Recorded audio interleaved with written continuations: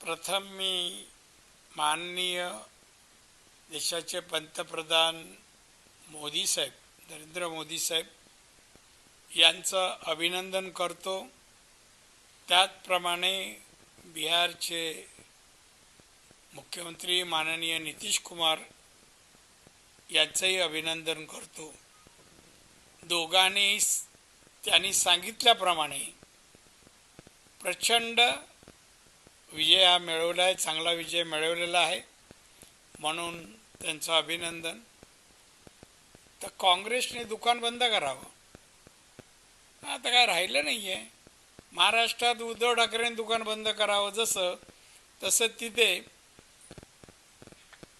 काँग्रेसने आता बंद काय 7 म्हणजे काय। आणि त्यामुळे हे आमचे विरोधक जे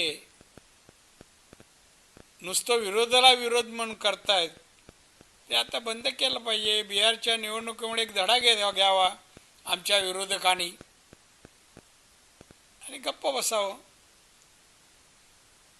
धन्यवाद।